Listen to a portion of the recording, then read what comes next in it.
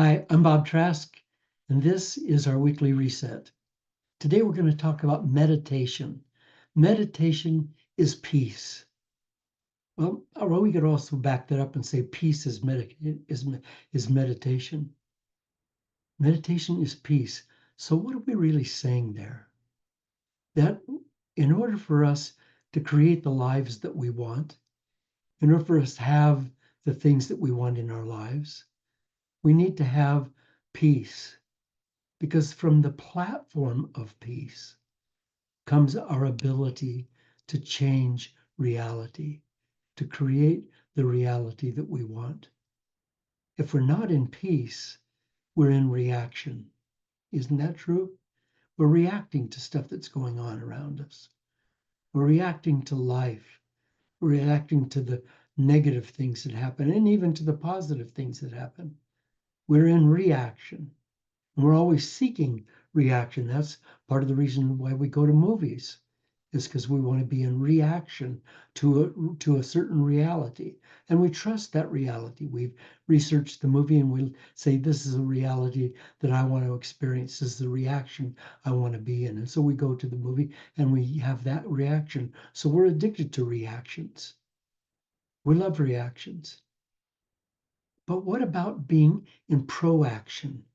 At least part of our lives? What about not reacting, but proacting? What about creating the realities that we want? We want peace. We want that platform from which comes all good things.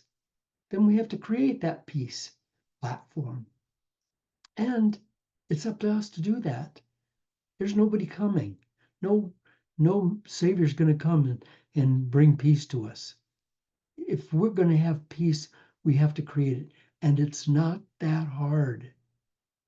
It just takes a little bit of daily practice. How much practice of a day? I'd say 1/48th of your day.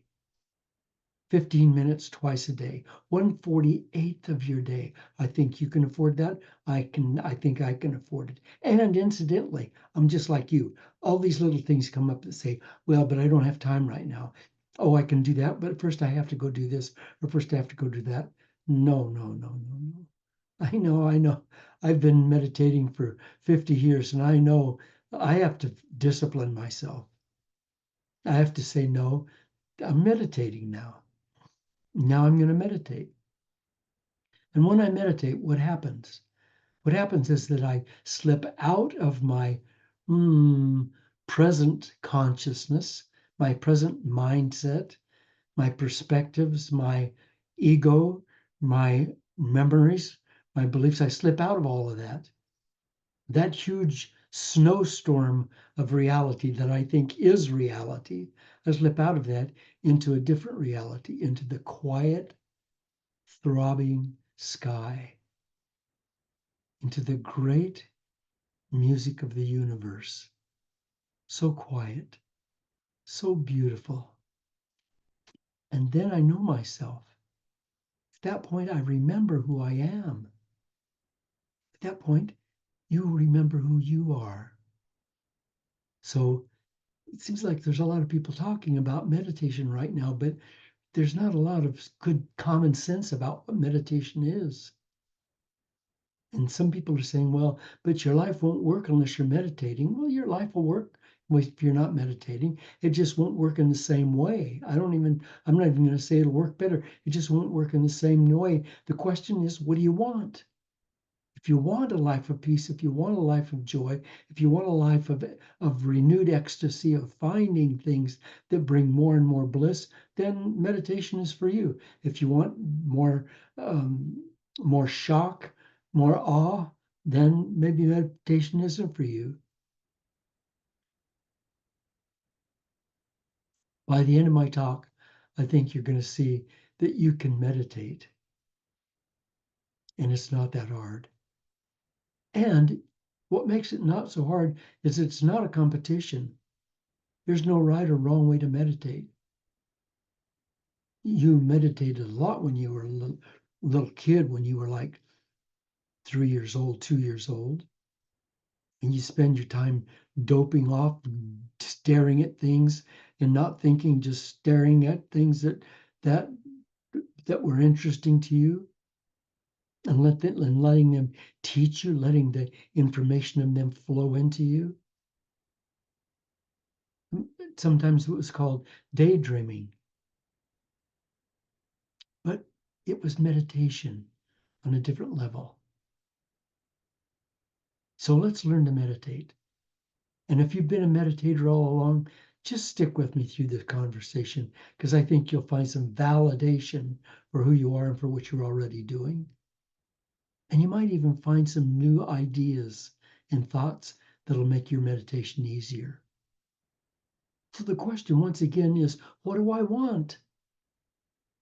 If I want my life and my feelings to continue exactly the way they are, then that's okay. That's my choice, and I'll make that choice again every day, again and again and again. I'll say, this is exactly how I want my life to be. And that is perfectly okay. You're not broken, and you don't need to be fixed. Go your way in perfection. But for me, that's not the life I want. So if I want to be in a continuing new reality, one completely outside of my present mindset, embracing a reality that allows me to see through new eyes and with a new sense of myself, then I have to do something differently. Not something different, but something differently. I don't want to think different. I want to think differently. I don't want to think different thoughts. I want to think in a new way. And meditation is this gift that comes to us. Um, um, I have a new course that's going to be starting just in a week or two, and this course is on the book "Consciousness Is All There Is," and it's a beautiful book by author Dr. Tony Nader, and the foreword is written by David Lynch, great movie producer, screenwriter, director, just unbelievable man who unfortunately passed just these last couple of months. But he wrote the foreword for this book, and I wanted to just quote him today in regarding what we're saying here. He said, "The thing about meditation is that you continually become more and more you." I want to just read a passage in this book, which I think is relative to this. The autonomic nervous system, which keeps your body's essential machinery working, also becomes sharply relaxed in meditation. The body's blood chemistry becomes balanced and purified, and the stress hormone cortisol drops sharply, and blood lactate, the waste byproduct of metabolism, also declines significantly. So all of these great minds, all of these great doctors and scientists and people are all talking about meditation and how meditation is good for you. But a lot of them don't really explain why it's good for you or how it's good for you or how it's good for me. And I'm hoping that today that I can clarify that for you. There's a jillion types of meditation.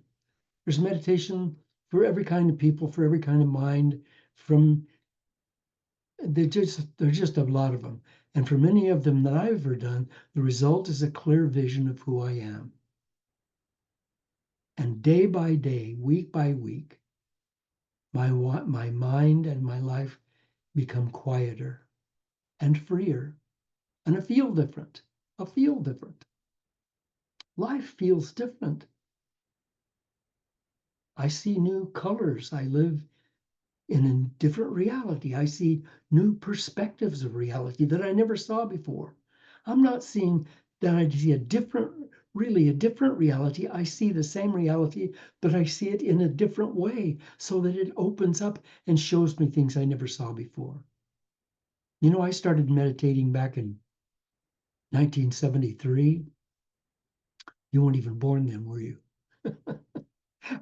And I was a free diver. and I was out at sea every single day, so I had a lot of chance to practice. And I could dive down 60 feet, maybe a little bit more, maybe a little bit less, 60 feet, and I could stay for a minute and a half. And I watched my watch, and I knew a minute and a half, boy, that was it.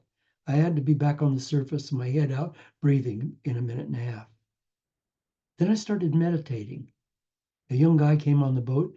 I hired him for the summer. He was a college student, and he was a meditator, and he taught me how to meditate, and I started meditating. I don't really even now remember why I started meditating, but it was on the path of my spiritual awakening, so I guess I was being led in that direction. So I started meditating. And then I noticed that I could dive deeper and stay down longer. And eventually it took a months, maybe 2 or 3 years, but eventually I was able to go down to over 100 feet and stay down for over 3 minutes. And that was really beautiful for me, because when you're underwater for that long, you're no longer in water. You're now in an atmosphere, and you're not walking on the bottom. You're flying through the water, and the fish used to fly away from me now are flying toward me. They're all coming over and looking at me going, whoa, who are you? What are you doing here? And then as I would kick along, I'd look back over my shoulder, and behind my fins there'd be a bunch of fish following me, particularly a big barracuda. They just follow along. They're not dangerous, don't worry about that, but oh, it was so beautiful. And then I could dive with dolphins, with porpoise, and I could go down, and they would allow me to get next to them or touch them. And I dive with whales, because my consciousness changed. Because those creatures of nature no longer saw me as this awkward other. They saw me as part of them. They saw me as belonging. So meditation is what changed my life. It brought me a sense of peace. It brought me a sense of deep joy and a deep appreciation for the life around me. Whew, I could see it. I could see what was going on. And there's a number of meditating celebrities and world leaders and authors and inventors. And I mean, they're just a lot of them out there. They're unlimited. I wrote a few down here. There's Michael Jordan is a meditator, Oprah Winfrey, Lady Gaga, Katy Perry, Bill Gates is a meditator, Paul McCartney of the Beatles, Ellen DeGeneres, Jerry Seinfeld, Ringo Starr, Sting is a meditator, David Letterman, Emma Watson, and the great director and screenwriter Martin Scorsese. And he says, the last few years I've been practicing meditation, and it's different. To describe it's difficult. He said, I'm sorry, not different. Let me repeat this. The last few years I've been practicing meditation, and it's difficult to describe the effect it's had on my life. If I can only mention a few words: calm, clarity, balance, and at times a recognition. He says it's made a big difference. And Hugh Jackman, Hugh Jackman, incredible artist, singer, actor. I love this guy. Hugh Jackman says meditation is like the ultimate rest. It's better than the best sleep you've ever had. It's quieting. It's quieting for the mind. It sharpens everything, especially your appreciation of your surroundings. It keeps life fresh. Now, what does Hugh Jackman mean when he says meditation is like the ultimate rest? Because see, here's what's going on: is that we're cranked up, especially in the society we live in right now. Everything is cranked up. Everything is going faster and faster and more, and events and ideas and conflicts and experiences are jamming together and competing with each other for our attention, and our brains just going 1 mile a minute. And Hugh Jackman says it's like the ultimate rest. What happens is that your mind stops, and you just begin to observe and experience.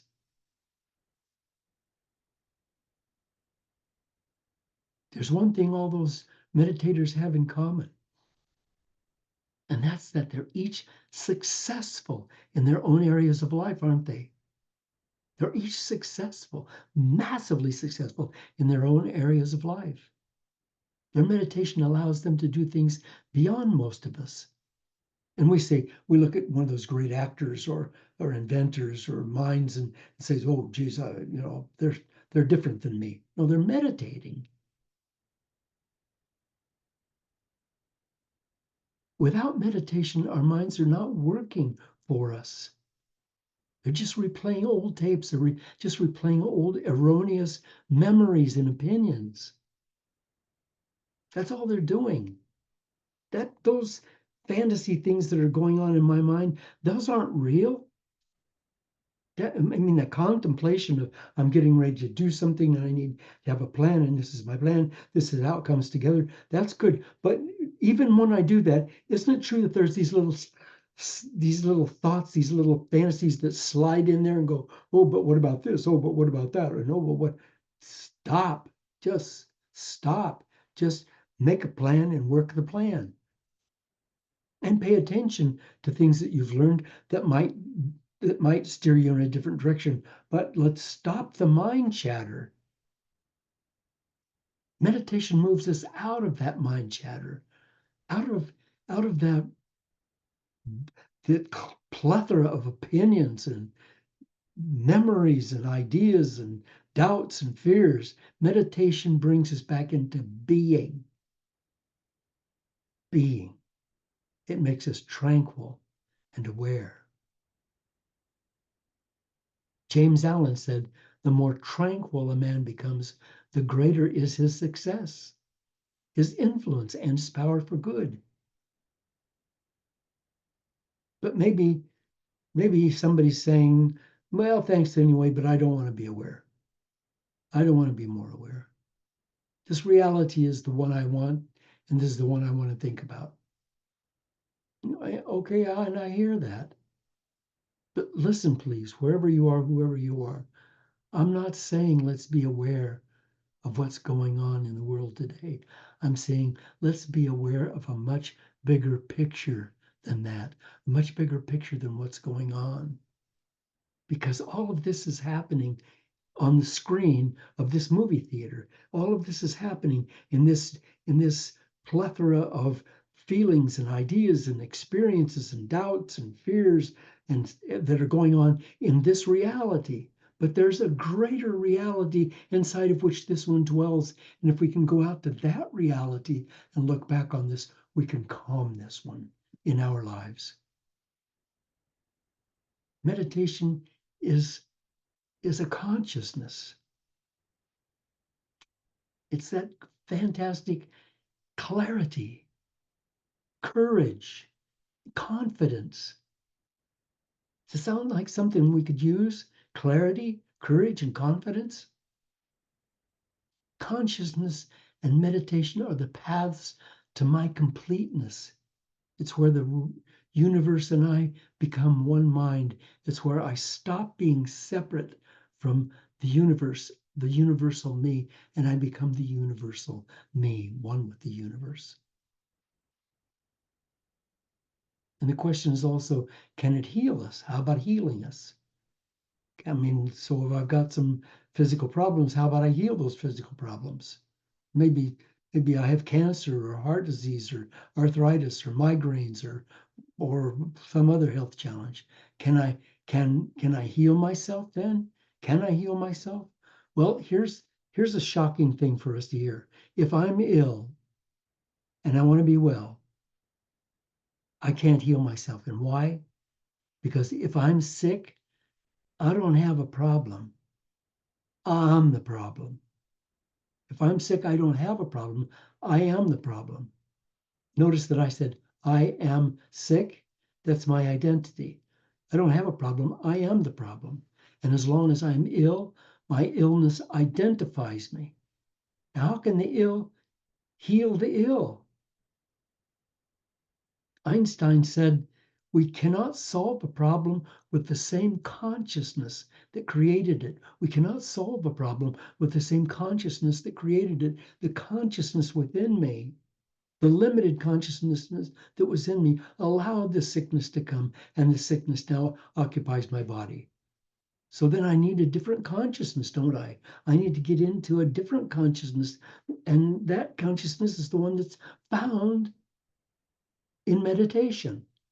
That's the me that I can heal my body with and my life, including finances, including relationships, including career. In, in meditation, I'm more than my body, I'm more than my brain, and I'm more than my mind. I'm a consciousness.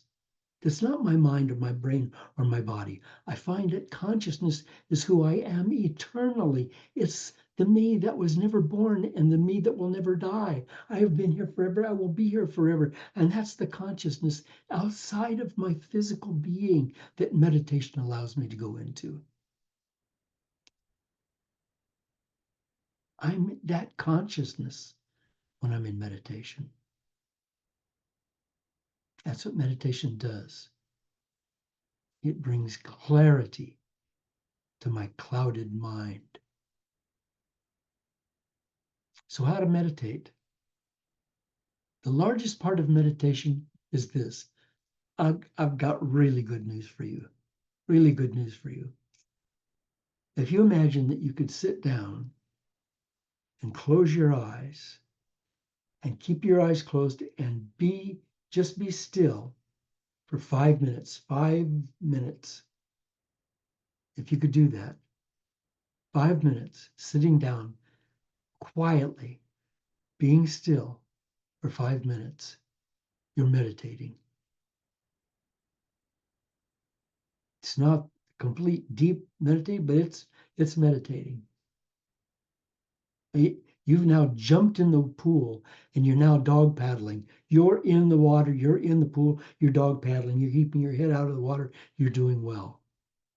Now you're not swimming laps yet. You're not free diving to the bottom yet, but by golly, you're in the pool. And if you can just sit quietly for 5 minutes with your eyes closed and just even pay attention to your breathing as the air comes in and the air goes out, not doing nothing else. If you can do that for 5 minutes, and there's going to be thoughts flitting through there, but that's okay. I'm not saying those have to go away. For 5 minutes, if you can do this, then you're 90% farther than anyone on the planet who's not meditating. You're meditating. And you're closer to enlightenment than 90% of the people on the planet. You'll be more patient now. You'll find that you're mentally sharper now. You'll laugh more easily. You'll sleep better. If you just let yourself go back into the peace from which you were born, just stop. Stop dancing. Stop the music. Stop. Just stop and be for 5 minutes. And the next step is real easy too. It's called mindful meditation, where all you do is ask yourself while sitting quietly to just notice those thoughts as they enter and pass. So this thought comes in. Did I pay that bill? I don't know if I feel. I got to remember to just look at the thought objectively and say, oh, there's this thought. Don't let it come into you. Don't attach to it. Don't become the thought. Don't go back into the dance. Just look at the thought objectively and say, well, that's an interesting thought about this bill. I just let it pass on through. Let's just let it pass on through. I have a shelf behind me, a shelf, like a bookshelf. So when this thought comes, I just set it on the shelf. I'll get to it later. Now comes another thought. Just set it on the shelf. I'll get to it later. I don't have time for them right now. I'm in peace right now.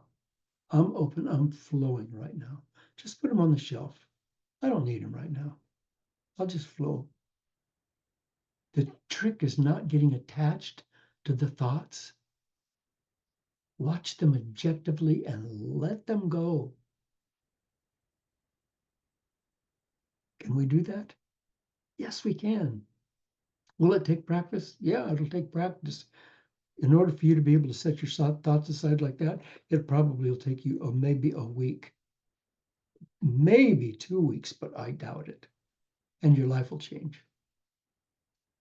We spend our whole time in our life because we're in this jungle of blah, blah, blah, blah, blah, going on. We judge everything around us. We see a car and we say, well, a car, I don't know if I'd want that car because I don't like that color and those hubcaps are wrong. And we're judging. See a person, we're saying too fat, too thin, too skinny, too tall, too short, don't like the dress, don't like the pants, don't like. We're judging, constantly judging. And we're judging from the filters of our own memories, our own beliefs, and our own ideas. And none of them are true. Believe me, none of them are accurate. Zero. They're not accurate. None of them. What's true is beyond that. The truth of it is when I see an overweight man and he's sloppy, drunk, sloppy, and he hasn't shaven, and his hair's all disturbed, and he's got this sign that says anything helps. When I see that man right there and I judge him, I've just judged myself. I've just said to myself, this is who you are in respect to him is you're so objectionable. You object so much, you're objectionable. You're in such reaction, you're reactionary. If I look at him after meditating, I just say, there's a man. He's just who he is. He's just doing what he's doing. I'm not angry, upset. I don't have any reactions to him. He's just this man. And I look at the clouds and I'm going, oh my God, I've never seen clouds like that before. Look at these trees. Oh my God, they're blossoming. It's spring already. And everywhere I look, I just see things all like from a new eye. So we stop judging. And so we stop reacting. We start proacting.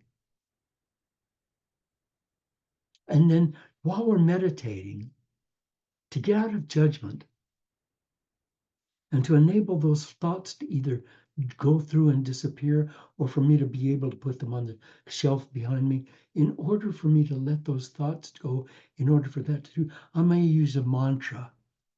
And for a long, long time, I used the mantra one. And I do that, and then I could hear it in my mind. I wouldn't have to intone it anymore. I could hear it in my mind. I could hear it in my mind. And then I started doing Om, which is the universal meditation mantra that probably most people use. So I'm going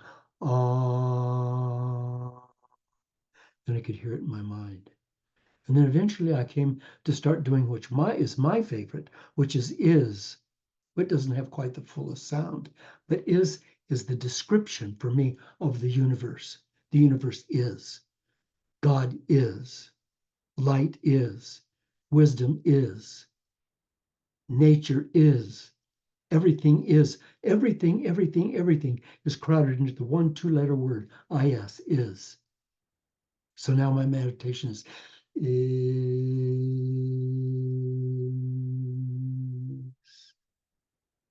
And then I do that until I can hear it in my mind. And then I'm able to keep that going. And as long as that mantra is coming through, there's no room for thoughts.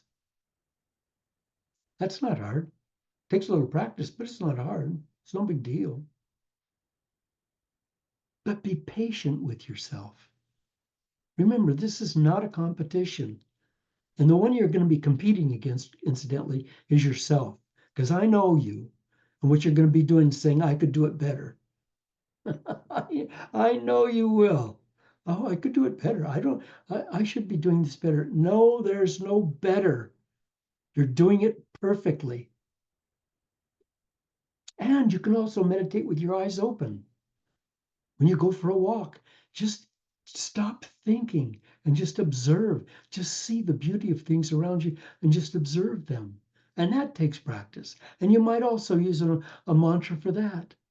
But be patient. Just be patient with yourself. Remember, 90% of the benefit will be yours by just paying attention to your breath as you sit quietly with your eyes closed. 90% of the benefit of meditation, 90% will be yours by just paying attention to your breath as you sit quietly with your eyes closed. You can do that. I can do that. You can walk around completely detached from the awareness of the world around you and just be the observer. You can do that. I want to finish by quoting Bruce Lee.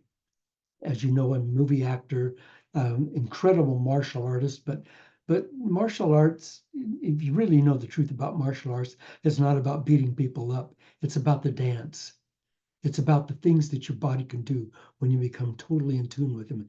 And meditation is essential to good martial arts. Bruce Lee, one of the greatest ever, said, empty your mind now. Be formless, shapeless, like water. Now you put water in a cup and it becomes the cup. You put water in a bottle and it becomes the bottle.